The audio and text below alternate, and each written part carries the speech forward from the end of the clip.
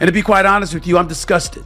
I'm disgusted with Sue Bird. After the recent viewership collapse and lack of interest in the WNBA, Sue Bird has brought up Caitlin Clark again. This is what we want. Instead, we're still getting bullshit on viewership numbers. Since Steven had supported Caitlin Clark throughout the season and wasn't going to stop now, things got really heated between the two, and Stepe wasn't going to sit there and watch her get hated on. What do you mean ESPN? So because I work at my day job on ESPN, I'm supposed to ignore the facts? Sue Bird did not like Steven pointing out the realities, which are that there is a decline in viewership and that no one is particularly interested in watching the WNBA finals. Stephen A. Smith talk about it. I've seen Shannon Sharp talk about it. And that's what I just don't understand is they work for ESPN. So why are you hating on a product that ESPN that they invest in? Yeah, that's where these viewership numbers are coming. Yeah, it's a business you're in. It's not that they can't. And by the way, it's not that they can't be critical of certain things. They can have their opinions. But that's where I don't understand the framing. Even though Steven is employed by ESPN, he still expresses his candid thoughts on current events. The WNBA has been having trouble maintaining the same numbers without Caitlin, who is a tremendous draw.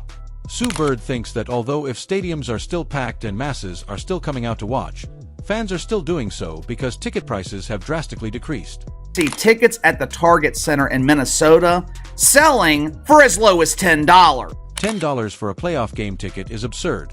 But do we really believe that the WNBA would be charging the same price for tickets if Caitlin were playing? Obviously not.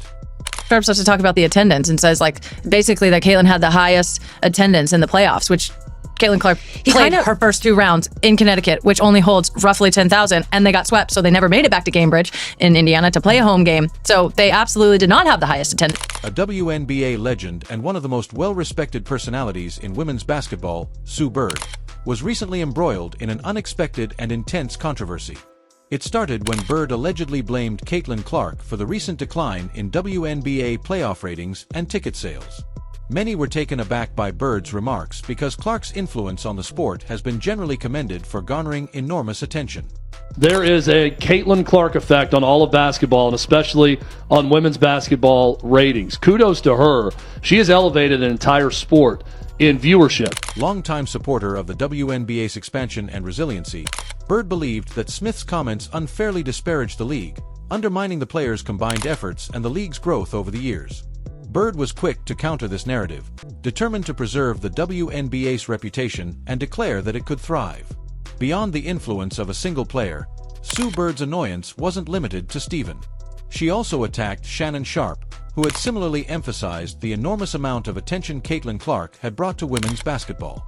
Both Smith and Sharp had been outspoken in their praise of Clark, citing her as a major factor in the increase in interest and viewership in the sport. However, for Bird, this emphasis on Clark felt like it was undermining the WNBA's larger initiatives. Bird, a longtime supporter of women's basketball, was determined that the league's expansion shouldn't be dependent on any one player and that teamwork, not just star power, would be the key to its success. Stephen A. and with Shannon, there's an aspect of them defending their stances on her. We were right about Caitlin and this is our defense. And I still think there's something twisted there because nobody ever said that Caitlin wasn't going to be a marketing gem, a unicorn. However, it is difficult to overlook the situation's truth. Unprecedented attention was drawn to Caitlin Clark's outstanding college basketball performances, and many people believed that this momentum would carry over to the WNBA playoffs sans Clark. The WNBA had a big problem: how to keep up the enthusiasm and fan interaction she had created. The league was immediately in a tight place, trying to figure out how to cover for her departure and keep the same level of interest. Guys, take a look at the stands. All the seats, even the courtside seats, are empty. One way the WNBA dealt with the drop in interest was by lowering ticket prices for playoff games. Fans soon realized that without Caitlin Clark, ticket prices had dropped significantly, which was a clear indication that the league was trying to fill seats. On the surface, it seemed like the WNBA was successfully selling out games and maintaining strong attendance, but the reality was more complicated. The decision to lower ticket prices was a deliberate strategy to avoid the embarrassment of empty arenas during important matchups, which created the illusion of high demand but didn't reflect the true level of fan interest.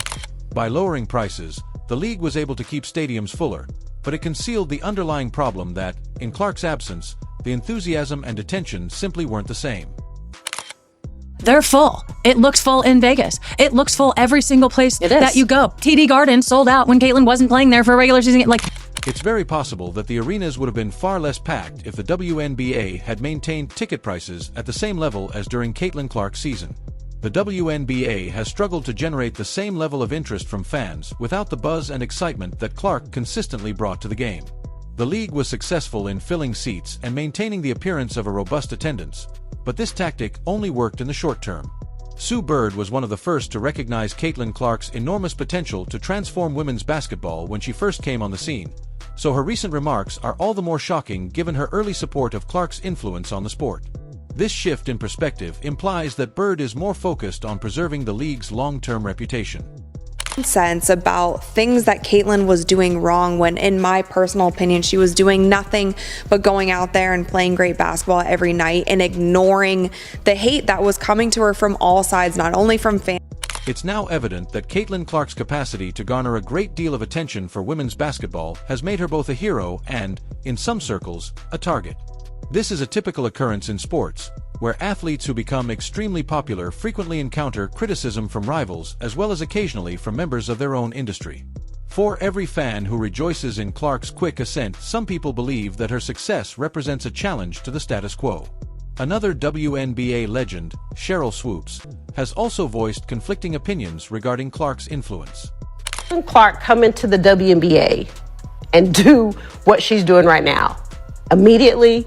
Absolutely. Without players like Caitlin Clark, the league finds it difficult to sustain the same level of fan engagement and enthusiasm. She draws in not only die-hard basketball fans but also casual viewers, capturing a wider audience that the league has long sought. However, once she leaves the spotlight, the WNBA has had to face the reality that maintaining widespread interest becomes a much steeper uphill battle. While the WNBA has made significant strides in recent years, growing its fan base and visibility, it still faces significant obstacles in attracting widespread attention and consistent support. A unique phenomenon. Caitlin Clark's skill and charisma elevated the sport and attracted people who might not have otherwise followed women's basketball. Will stick around and want to watch the others. A rising tide lifts all boats, which is what we were saying, both Shannon Sharpe and myself, when we addressed that issue. Why would you say a quote like that? We work for ESPN, so I'm supposed to turn a blind eye and a deaf ear to the facts? That ain't what we do. Her ability to captivate casual fans created a wave of interest that the league has found difficult to duplicate. Now that she is gone, the WNBA is struggling to keep up the momentum as it works to fill the void left by her star power and sustain the excitement Clark created. As her star continues to rise, Caitlin Clark has stayed focused on her game and consistently performed at an elite level despite the increasing noise and attention surrounding her. It's getting harder to ignore the growing number of detractors for a variety of reasons, such as jealousy or insecurity.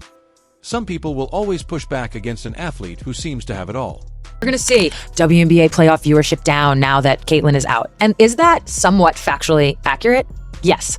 It's not accurate. Viewership numbers with Caitlin Clark are astronomical. She is a big draw. Yeah. She brings in all the things. We know this. We've said. Clark has faced her share of detractors and haters despite the tremendously good influence she has had on the sport. What's particularly frustrating about this situation is that the criticism directed at Caitlin Clark doesn't seem to be based on anything she's actually done wrong. Rather, her incredible popularity has drawn more attention to women's basketball and helped elevate the entire WNBA. These critics frequently seem more interested in discrediting her success than in acknowledging the attention and excitement she has brought to the sport. Nevertheless, Clark has managed to stay focused on her performance, navigating the pressure and criticism with grace as she continues to elevate her game and the sport overall. In addition to attracting new followers, Clark's outstanding feats and captivating personality have generated new discussions on the sport's future. However, instead of getting universal acclaim for his achievements, certain people have viewed Clark with suspicion and, in certain situations, downright hate. Clark has done nothing but excel and promote the game, giving it the attention the league has long desired, so any criticism seems unwarranted. Imply that we should just ignore the impact that Caitlin Clark had on this team, this league, this sport. Nah, it doesn't work that way. This trend of disparaging accomplished female athletes is not new, but it is especially disheartening when considering women's basketball, a sport that is still vying for respect and mainstream acceptance. Caitlin Clark has the potential to revolutionize the game, much like Michael Jordan or LeBron James did for the NBA, drawing fans and elevating the sport to new heights. However, instead of uniting around her and leveraging the momentum she brings, some in the WNBA seem reluctant to fully embrace what Clark represents. This reluctance to support her stardom speaks to deeper insecurities within the sport, where groundbreaking success is occasionally met with resistance. For Sue Bird, the tension is evident. On one hand, Bird has always been an advocate for the WNBA's success and wants the league to flourish, whether Caitlin Clark is a part of it. Bird knows that the WNBA must be seen as strong and vibrant in order for the league to be sustainable over the long run. However, it's hard to deny that Clark's ability to draw viewers and create buzz is largely responsible for the league's recent success. Bird's public annoyance with commentators like Stephen A. Smith and Shannon Sharpe is probably due to a desire to prevent the WNBA from being seen as unduly reliant on Clark. Regardless of whatever noise has been out there. So when you show that you're able to perform in the face of adversity, to me, that is the true testament to greatness. The WNBA is currently having difficulty maintaining its presence in the competitive sports world without Caitlin Clark. The league's decision to reduce ticket prices during playoff games is a clear indication that they are aware of this problem, even if they aren't publicly acknowledging it. By doing so, they have been able to keep arenas fuller, but it is obvious that this strategy is a short-term rather than long-term solution. As the WNBA continues to promote the idea that it can succeed without Clark, the numbers clearly indicate otherwise. All I know, when they got eliminated from the playoffs, the attendance dropped, the ratings dropped. If the WNBA is more, it is, and I get it. Why aren't people watching? Attendance and viewership have significantly decreased since Clark's absence, demonstrating her enormous contribution to the league's success. Going forward, the WNBA will need to figure out creative ways to keep fans interested and excited when Clark isn't in the spotlight. Relevant figures in the sport, such as Sheryl Swoopes and now possibly Sue Bird, have expressed concerns about the amount of attention Clark is receiving, despite the fact that her meteoric rise in popularity has only served to elevate the league as a whole. Rather than celebrating Clark's success and her ability to bring attention to women's basketball, some within the sport seem threatened by her rise, questioning whether one player should command such a high level of attention. This highlights a larger tension regarding striking a balance between individual stardom and the league's collective growth. You had people fighting tooth and nail the entire season, not wanting it to be this way because other people weren't getting flowers, or she was getting too much attention, or she gets a special whistle, or I'm gonna check her off the ball here just because. Ultimately, Caitlin Clark is doing nothing but good for the WNBA. She has greatly raised viewership, attracted new fans, and created buzz about women's basketball in ways the league has never seen before.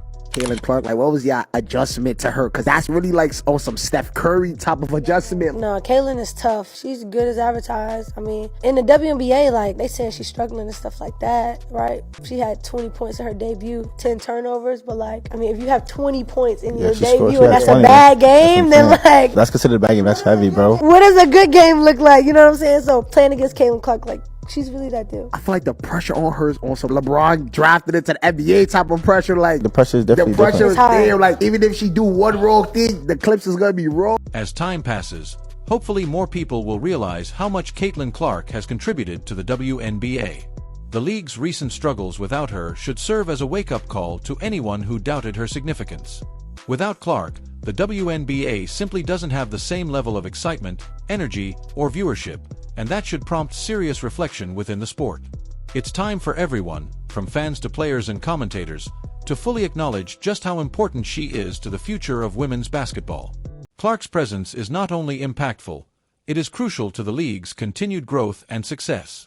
If you enjoyed, please like and subscribe. More videos are available now.